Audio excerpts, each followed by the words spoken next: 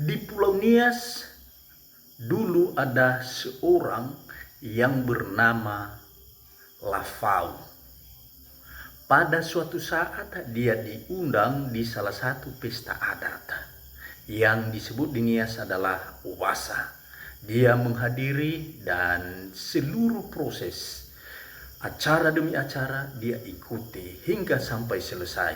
Lalu setelah selesai dia pulang di rumahnya. Dan kebetulan rumahnya dengan tempat acara itu begitu jauh sekali. Sehingga di perjalanan dia lelah sekali, capek.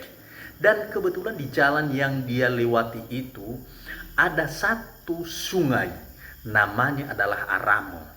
Dan di situ dia istirahat. Kebetulan ada batu di situ dan di atas batu itu dia duduk. Dan kebetulan di bawah kaki batu itu ada genangan air. Di atas itu dia mengambil tempat sirihnya. Dia keluarkan, dia ambil pinang, lalu dia ambil pisau, dia mengupas pinangnya. Dan tiba-tiba pisau yang ada di tangannya itu jatuh di bawah genangan air. Dia panik karena pisau itu adalah pisau kesayangannya. Dan dia cari hingga satu hari satu malam dia tidak temukan. Dia sudah capek mencari. Dia sudah capek cari kemana-mana dan dia tidak temukan.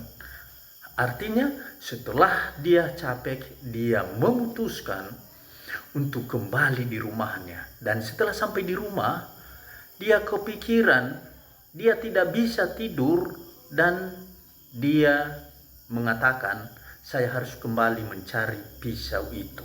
Dan sebelum dia kembali di tempat di mana pisaunya itu jatuh, dia mengambil daun janur kelapa. Lalu dia bawa itu dan sesudah sampai di tempat di mana pisaunya itu jatuh, dia memagari genangan air itu sambil berdoa, menyampaikan mantra-mantra atau yang disebut di Nias ho-ho, sambil memukul alat musik fundahi. Dan tentu harapannya supaya pisau itu bisa muncul ke atas permukaan air. Dan dia tunggu dan tidak ada hasil sama sekali. Sehingga dia khawatir seandainya ada banjir, maka pisaunya itu akan hanyut. Sehingga dia berpikir bagaimana supaya aliran sungai itu tertutup dan pisaunya itu tidak bisa dibawa oleh arus atau banjir ketika datang. Dia ambil batu, dia susun di aliran sungai itu, dan celah-celah batu yang telah dia susun itu dia tutup lagi dengan menggunakan beras puluh.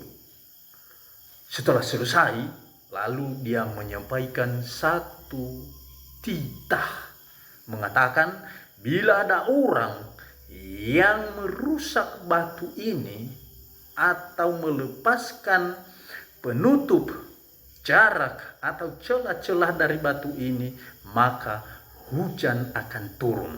Dan bila ada orang yang membawa babi lewat di sungai ini, maka banjir akan datang. Sehingga sampai sekarang tempat ini disebut Siheri Lafau.